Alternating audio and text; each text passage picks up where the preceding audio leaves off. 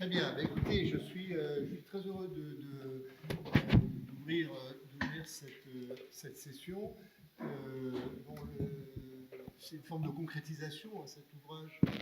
C'est bon. C'est une forme de concrétisation, cet ouvrage, Michel et Paolo l'ont dit, du travail mené depuis plusieurs années dans le cadre de l'IRAFPA. Alors, au début, avec un petit cercle, certains sont dans la salle, et puis progressivement une consolidation, et avec une belle réussite dans la réalisation de cet ouvrage. Alors, parler d'intégrité et d'urgence de l'intégrité académique, c'est aussi parler, qu'est-ce que c'est que l'intégrité? On aura l'occasion d'y revenir tout cet après-midi.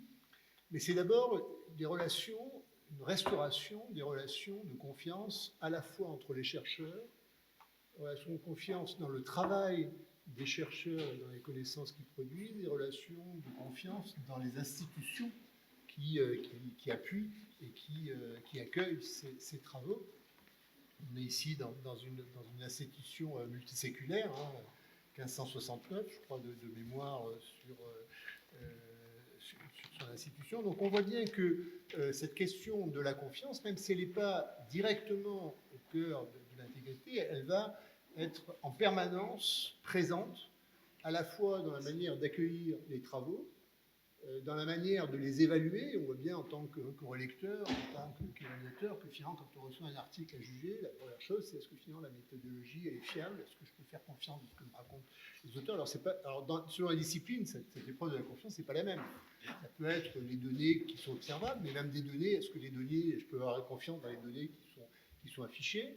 Ça peut être une confiance dans le raisonnement, dans l'expérience de pensée que je vais faire et qui va me permettre ensuite d'accepter les résultats, une confiance dans la démonstration, de supposer. Donc on voit bien que cette dimension de la conscience, elle est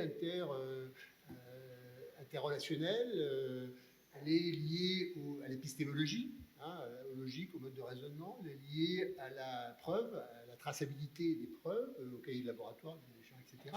Donc c'est un peu tout ça dont on va parler cet après-midi, je ne sais pas trop long.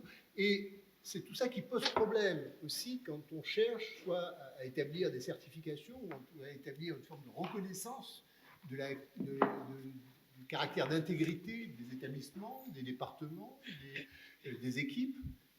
Comment attester, démontrer, rendre compte de cette confiance que les différents parties prenantes, les lecteurs, les collègues, les enseignants, les acteurs publics, le cas échéant, peuvent donner aux équipes et aux travaux qui sont produits. Alors pour discuter un peu de tous ces points, j'ai le plaisir d'accueillir à la fois Sanja Peković, qui est à distance et qui est professeur associé en économie à l'université de Monténégro, qu'on avait eu l'occasion justement de certifier, entre guillemets, mais elle nous en parlera avec Michel il y a 2-3 ans, dans le monde d'avant, je dirais.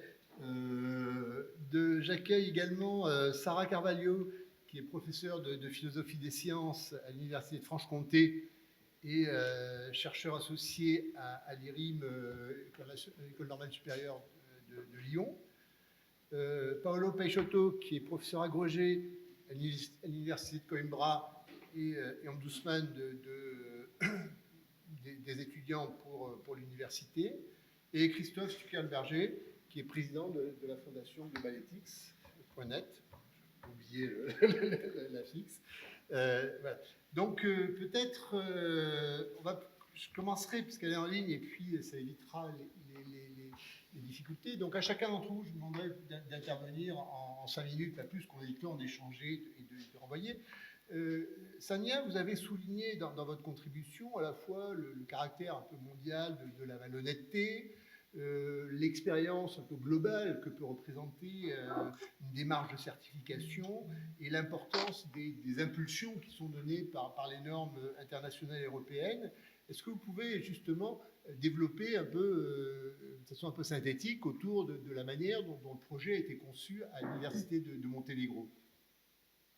So, thank you again for having me today, and I'm so happy being here today for launching this incredible book, and I'm sorry that I could not be physically present, but I really hope that we will have occasion to meet physically in the near future.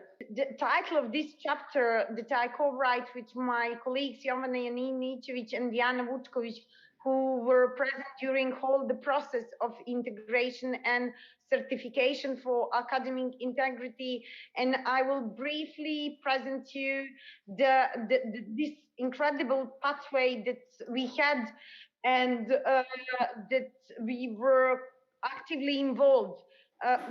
What I have to say before beginning is that this path and all steps that we integrated help us to better understand the functioning of the university, not only concerning the academic integrity, but also some ethical standards that we had to involve in our university and further develop it. Whole project started 3.5 years ago when we were completely unfamiliar with activities of academic integrity, and for us being academically responsible was something, okay, you like just not killing a person, but no one knowing what really those activities implement and how to boost our students to think more seriously and about academic integrity, and to our whole education system introduce on the academic integrity. So as I have so only 5 minutes, I will just present to you this diagram that also resume our pathway to the certification. During this period, 3 years ago, Council of Europe was having an idea to foster academic integrity in Balkan countries, including Montenegro. And we had a great team here in their office who suggest us and connect us with IRFA Institute and Professor Bergada. It's the first time we were visiting university and her institute, and we came up with this great idea how to boost more holistically our academic integrity in our education system. Till there, maybe for 1 year, we were like lacking some global and more systematic view of doing academic integrity, because we were doing some trainings, we purchased some software, anti-plagiarism software, we improve our ethical board, but everything, it was not right connected. So the experts from IRFA propose us 10 steps that we have to follow and to improve our system and to obtain certification at the final goal. So first goal was demonstration of commitment of our governing body, which we had at the time, and we completely understand, because it was even in public opinion, that education system in Montenegro should rise their academic principles. The second step were concerning human and financial organizations. So we had to perform whole different people that were like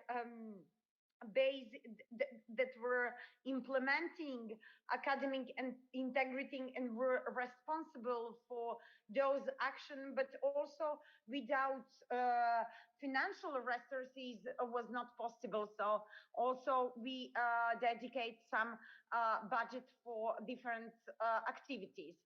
The third step were establishing working group for academic integrity. So we were a group of around 10 people that included also students evaluate our system, to identify all lacking aspects, and to propose some actions of improvement. Then we work hardly on the institutional policy. We revise our statute. We revise our rules for bachelor and master and PhD studies, and more importantly, we revise our ethical code and establish ethical committee. Then we work hard on communication, especially internal inside the institution, and we wanted also to reflect all our activities in a wider public in Montenegro.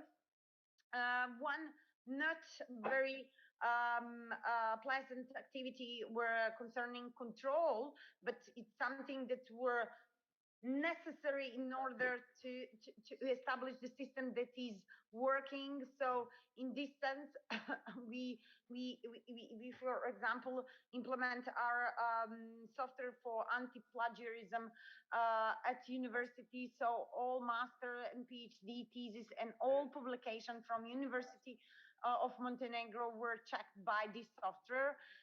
Then we work on the sustainability on the whole system through the training of academic staff and students. So we organize different workshops, seminars, and training activities. And we then have established commission for appeal and mediation. We define our list of sanctions, and finally we evaluate our system. So I can see that probably I'm lack of the time, so I will just briefly conclude that this holistic approach that is not oriented only on one activity, give us a possibility to improve more deeply our academic integrity system in whole education process, and help us to assure the sustainability of the system. What was our point? Because before that we had some interesting ideas, interesting activities, but they were each for more working on isolation. Doing as a synergetic approach help us, I think, broadly to improve our academic integrity. And again, I want to thank the IRFA experts for helping us to establish such a system that assure sustainability. Thank you. Okay, thank you. It was a little bit long, but I know that it's not easy to moderate the relation with people on distance. Merci. Donc, moi, je retiens effectivement de cette intéressante expérience à la fois l'importance de l'engagement des directions, le fait que finalement la gestion de l'intégrité telle que vous l'avez envisagée, c'est l'action de longue haleine à la fois dans la gestion de projet, dans la politique institutionnelle, la formation, de la communication, et également d'ailleurs l'engagement des directions, mais aussi de l'État, puisque finalement une des réussites en tout cas de la démarche engagée au Monténégro, ça a été aussi le couplage d'une certaine manière d'une loi, d'une réforme de la loi et des actions de l'université. Alors on a beaucoup parlé de confiance et de démarche, mais derrière ces enjeux d'intégrité, il y a aussi des enjeux d'éthique, hein, et comme le disait Sarah Carvalho dans son chapitre, hein, il n'y a pas d'éthique sans intégrité, mais l'intégrité scientifique n'est pas le fondement de l'éthique. Et à la fois, ces questions, elles se posent par les tensions internes propres à la mondialisation de la recherche et de la science, hein, on peut tous en témoigner, la pluralité des perceptions des fraudes à l'intégrité qu'on peut avoir en fonction des établissements, des pays, on a parlé du Monténégro, des disciplines et des différentes voies de résolution. Donc, Sarah, est-ce que vous pouvez redonner de façon un peu plus précise et synthétique un peu Oui, alors je vais être synthétique. Moi, je suis partie surtout d'un point de vue épistémologique, hein, de par ma formation de philosophie des sciences. Et ce qui me semblait intéressant, c'est que la réflexion en épistémologie a montré que dans la notion de vérité, Il y avait un peu 3 dimensions. Il y a la notion de démonstration, qui renvoie à l'aletheia grecque. Il y a la notion d'argumentation, donc de débat, de controverse scientifique, qui renvoie à la notion romaine du verum. Et puis, il y a une notion qui existe en anglais ou en allemand, true ou treu, qui implique justement la question de la confiance. Bon. Et donc, ce qu'on voit, c'est qu'en fait, dans une étymologie que le français a perdue, la notion de la confiance, elle est en fait intrinsèque à la notion de vérité. Et donc, ce qu'on voit, c'est qu'il ne faut pas dissocier, en fait, d'un côté l'éthique ou l'intégrité scientifique, et puis de l'autre côté les sciences. En fait, il y a vraiment une connexion intrinsèque entre les dimensions éthiques, de confiance de société, et puis les dimensions de la science, qu'on se représente souvent à travers la logique de la démonstration et de la preuve. Donc ça, c'était mon entrée épistémologique. Et à partir de là, il me semblait intéressant de réfléchir à tout le discours qu'il y a sur l'intégrité scientifique, qui s'est présenté comme naturellement international, voire universel, comme étant dénué de toute valeur et donc articulé de façon dissociée de l'éthique. Et ce que j'ai essayé de montrer dans mon intervention, c'est qu'au contraire, l'éthique et l'intégrité scientifique ont partie liée, même s'il est important de les distinguer, et que l'intégrité scientifique n'est pas facile à définir. On ne peut pas la définir de façon universelle, sans tenir compte des ancrages culturels, historiques, d'une part des sciences et d'autre part des appareils juridiques, mais aussi finalement de la construction des relations de confiance d'une société avec le savoir. Et donc, à partir de là, ce que je propose, c'est de penser l'intégrité scientifique plutôt sur un modèle diplomatique. Une diplomatie entre les disciplines, non pas importer un modèle de l'intégrité scientifique qui serait par exemple celui des sciences biomédicales vers toutes les autres disciplines, parce que ça, c'est de la colonisation, ou en tout cas, c'est pas ce qui va permettre de construire une intégrité scientifique collective. Et puis, une diplomatie interculturelle ou internationale entre des pays qui ne pratiquent pas la science de la même façon. Donc cela demande déjà une prise de conscience de la part des chercheurs, de la part des institutions, de la part des disciplines, des points de vue particuliers que chacun adopte de façon assez naturelle, et un effort aussi d'ouverture, de dialogue, de discussion avec les autres. Et donc c'est dans cette perspective de construire une confiance collective que, à mon avis, la diplomatie fait partie intrinsèquement de la science mondialisée, c'est-à-dire de cette capacité à rétablir de la confiance, même lorsqu'il y a eu des scandales, des affaires, une perte de confiance qui peut arriver dans certaines disciplines, dans certains pays, dans certaines revues, et être dans cette logique constructive. Donc sortir un petit peu des discours trop lisses, je dirais, qui se prétendraient naturels, évidents, et revenir à une coopération sur le mode de la diplomatie. Merci beaucoup.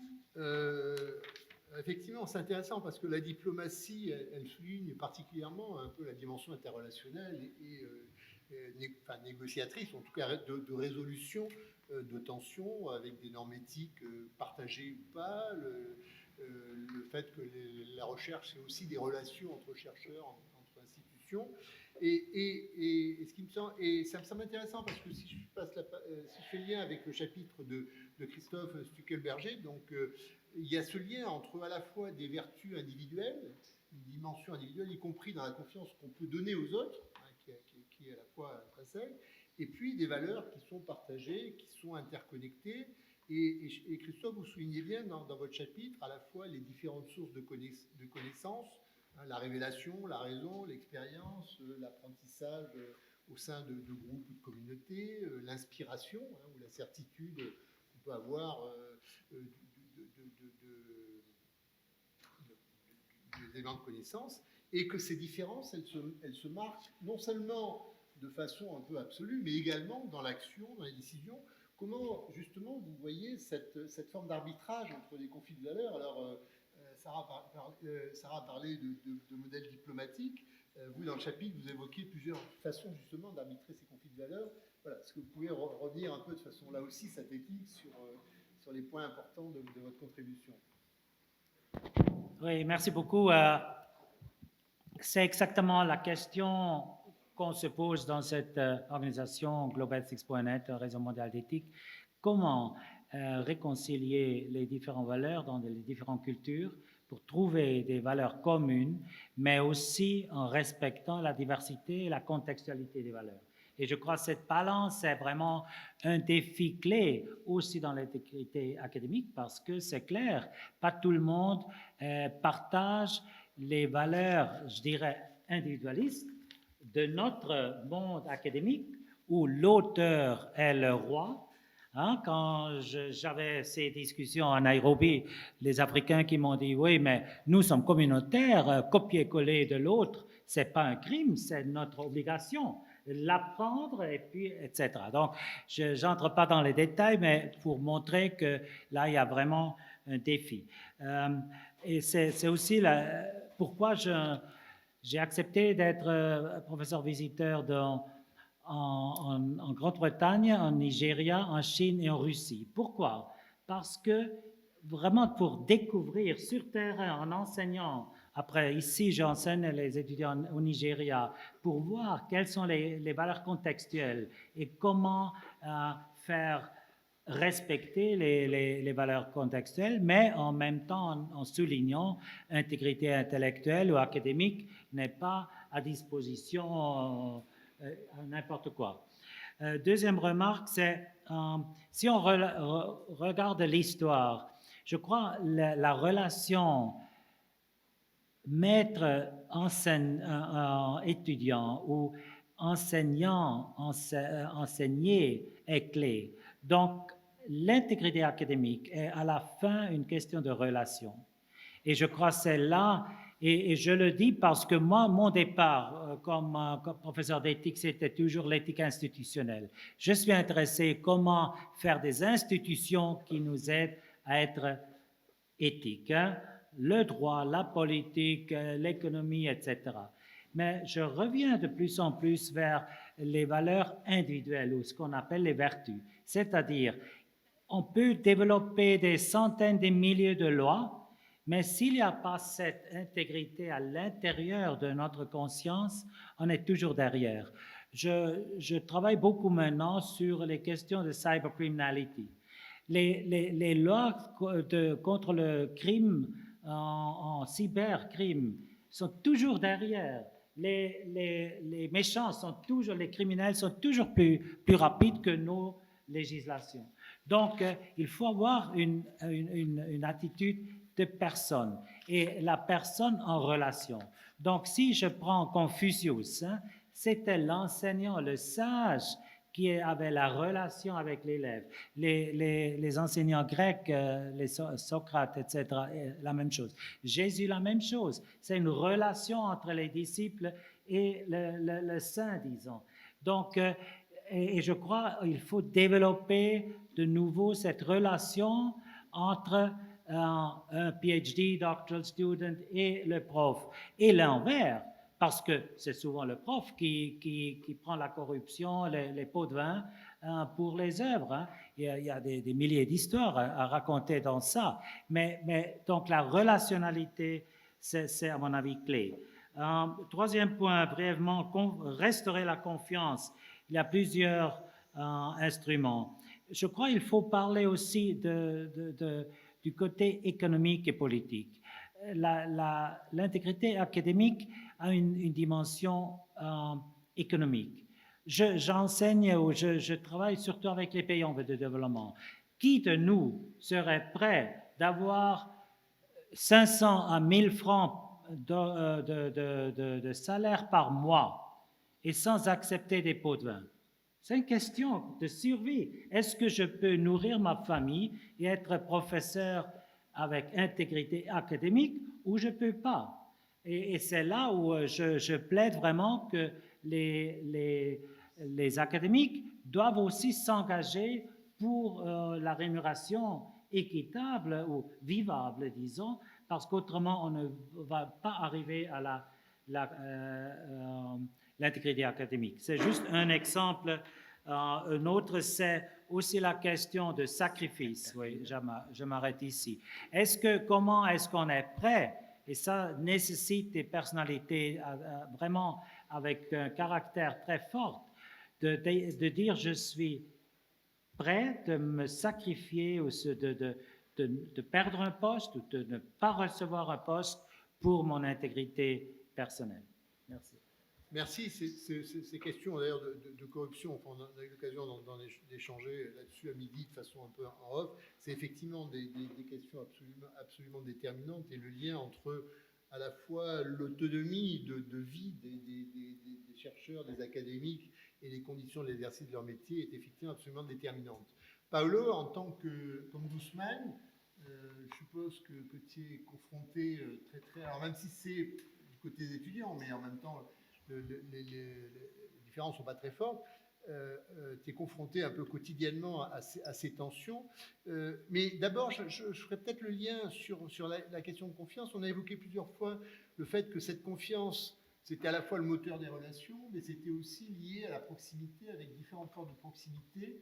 Comment, justement, de ton expérience, à la fois tu analyses ces formes de proximité qui permettent de créer la confiance, et comment, finalement, à partir de là, exercer ce travail de référent en déontologie? Merci Pierre-Jean, c'est une question intéressante parce que avec la pandémie, la question de la proximité a complètement changé. On a passé à presque tout faire à distance, et ça a changé beaucoup les choses. Et les rapports de confiance, parce que la confiance, ça dépend vraiment d'une relation interpersonnelle, d'une proximité qui a laissé, enfin qu'avec la pandémie, n'existait plus. Ou exister d'une autre façon. Et alors, ce qu'on essayait quand on a, et j'y reviens au livre, mais puisque à un moment donné, quand on discutait le livre, ce qu'on voulait faire, c'est de se poser les questions qui seraient importantes pour les RATPA dans les prochaines années. Et alors, on a créé 6 thèmes. Donc, on a créé choisi des auteurs pour les 6 thèmes, parce que ça a à voir avec notre mission. Et alors, il nous faudrait trouver une question de départ. Et la question de départ, c'était la question de la confiance. À un moment donné, Michel et moi, on discutait, mais on est où là? On va partir d'où? Et on s'est posé cette question, comment aider ces gens, ces hommes, ces femmes qui travaillent en tant que référents déontologiques, référents intégrité, ombudsman, comment les aider s'ils ne sont pas formés pour cela, s'ils n'ont pas des codes de déontologie comme on a dans d'autres professions. Et alors, on s'est dit, il faut mettre la confiance au cœur des institutions. Mais là, on a eu besoin de comment opérationnaliser la question de la confiance. Et c'est là qu'on s'est dit, la question de la confiance, c'est la clé. Heureusement, Sarah nous a rejoints dans cette analyse, parce que parfois, c'est ça qu'on remarquait, les conflits internes que nous avons, parce que nous sommes professeurs, mais nous sommes aussi des chercheurs. Et alors, là, on va devenir intègre par rapport à qui, par rapport à quoi. Et ce sont ces conflits qu'on subit souvent dans des institutions. Et alors, on a décidé d'opérationnaliser la confiance à partir des dimensions.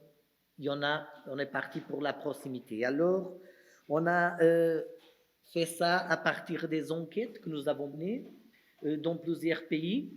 Et ça nous a permis de repérer plusieurs façons de proximité. Dès lors, la proximité interpersonnelle, qui est plutôt, on la voit plutôt dans les pays de l'Europe du Sud, dans les pays qui ne sont pas le Canada, les États-Unis, où ce n'est pas comme ça que les choses marchent normalement, soit pour les référents intégrité, pour les ombudsmen, ce n'est pas ce point de vue qui est le point de vue le plus important.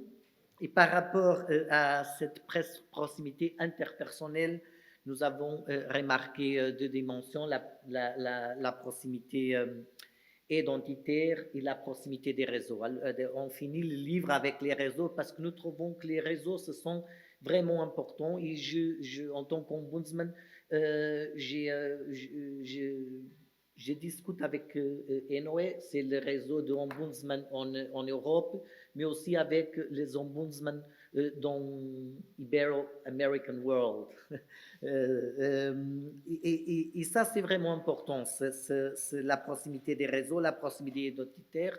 Et donc, on s'est fixé ces questions et on s'est dit, ça existe, comment l'IRAFPA peut intervenir là-dessus. Seulement pour finir, nous avons aussi identifié la proximité institutionnelle, tout ce référent intégrité qui plutôt davantage ce qu'ils font, c'est de fonctionner à partir de règlements, ce qu'on fait aux États-Unis, ce qu'on fait au Canada, davantage c'est toujours avec les règlements qu'on essaye d'être proche avec les gens et d'avoir ces relations.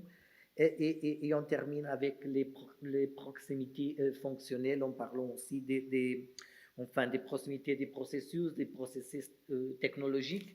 Et pour finir, par rapport à ce que Michel et moi remarquons dans notre chapitre, cette question de la proximité technologique a été vraiment importante pendant la pandémie, parce que ça a changé le rapport du présentiel pour la distance.